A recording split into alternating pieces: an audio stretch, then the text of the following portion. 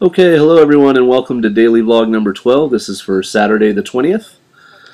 Excuse me for clearing my throat there. A lot of people have asked me for this and I'm not exactly sure why. I guess you just want to see what it's like maybe in a Japanese grocery store. So what I did was, and I kind of cut out the beginning part here, I took my iPhone, and as you can see the shopping baskets are really small, and there's a green basket if you look straight ahead, kind of inside the wheeled basket that's black.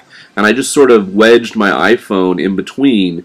So it was pretty surreptitious. Not many people obviously could tell I was filming, and I just walked around. So you're seeing everything kind of at waist height, as it were.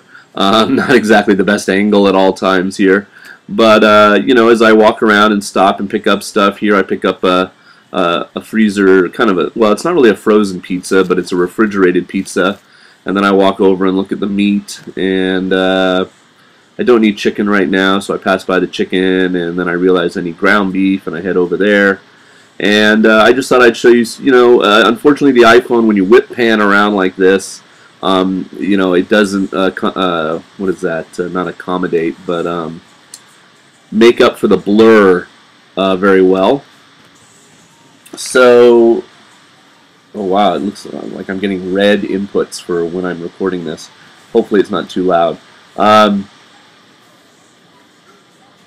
So I grabbed some ground beef here. You can see prices on some things. Practice some of your kanji and your katakana. I'm heading over now to the milk, and this woman kind of stops right in front of me, so I have to stop my basket and just reach over.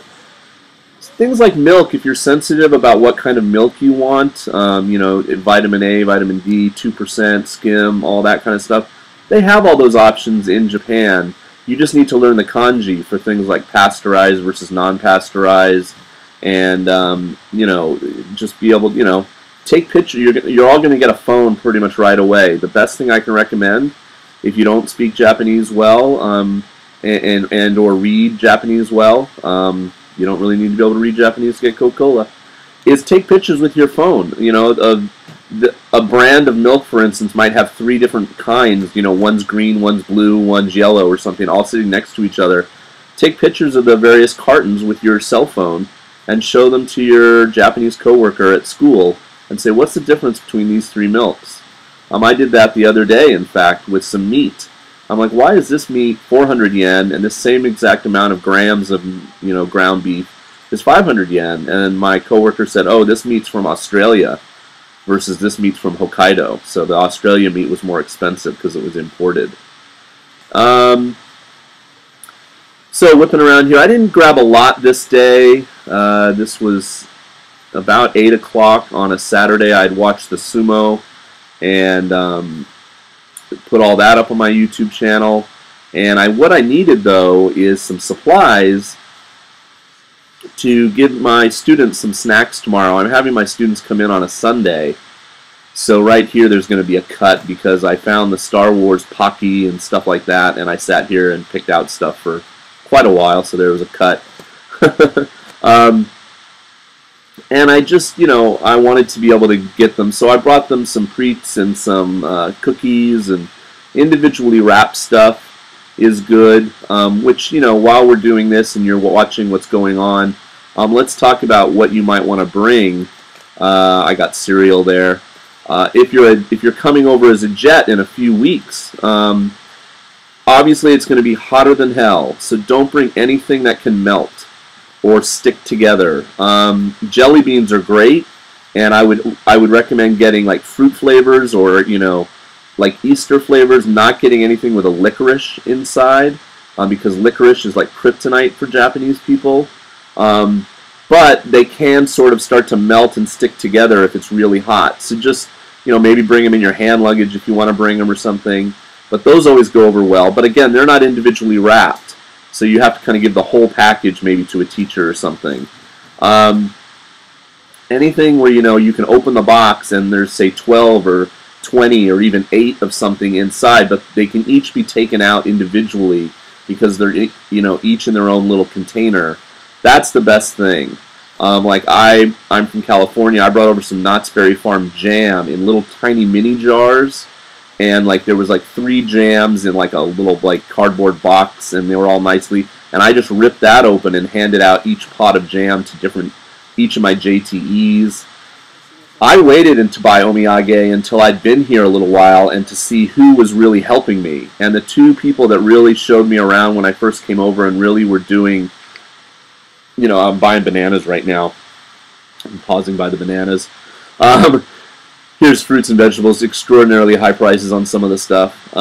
I waited, and so then I ordered 2 bottles of wine from a Napa Valley winery, because again, that's something from California, and had them shipped over. It was kind of expensive. I think it was about $100, about $30 for each bottle of wine, and then $30 or $40 for shipping.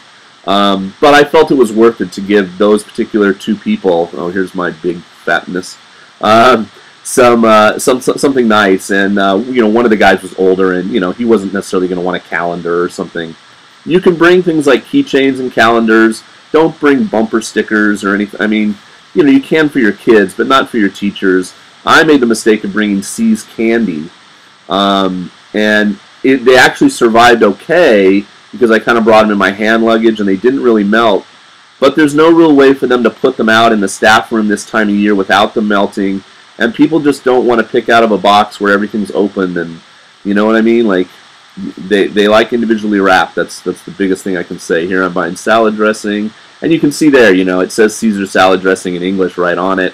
Bacon pieces. I like my bacon bits on some of my stuff, and some croutons. So all my salad accoutrement there. But like all the dressings there have English on them. You'd be surprised with katakana, especially katakana.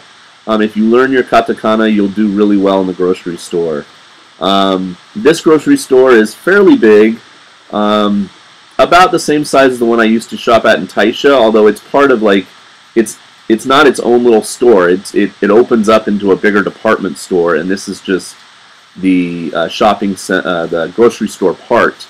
But luckily, the toilet paper and the toothpaste and the garbage bags and the sponges and a lot of that stuff is all combined. There's another grocery store that's actually closer to my apartment, but it's annoying because all the pharmacy stuff and the Kleenex and paper towel and all that is in another part of the store, and you can't go take it out of that store, put it in your cart, and go and pay all together. You have to pay separately for your food, and then carry your bags over, and pay separately if you want, a thing of toilet paper or something. So I almost never go there because that to me is just annoying. Here I'm buying snacks for my kids for tomorrow. You can see some Star Wars Pocky and stuff like that. So I'm going to give them all this stuff tomorrow to say, hey, thanks for coming in on a Sunday. And, I was the one who was obviously absent in June and making them have to do this. But we're going to do our quiz show presentations tomorrow. So hopefully there's 12 groups, and each 6 groups in each 90-minute class, so it should be plenty of time. But only about 8 of the 12 groups came by my office yesterday and actually had their slides looked at by me. So I'm really wondering what the other 4 groups are, because some of them, they were atrocious. They were so boring, no pictures, nothing interesting. The grammar was horrible. I really did have to look them over and help them. And here I'm buying bread. And yeah, so hopefully those other groups, I don't know, we'll see. I mean, they'll get a low grade, I guess, if they don't just naturally come up with something awesome. Okay, and I think this is about it. Coming now to the end. Thanks for watching a little shopping tour there, and we'll see you next time with the Daily Vlog. Peace. Thanks for watching.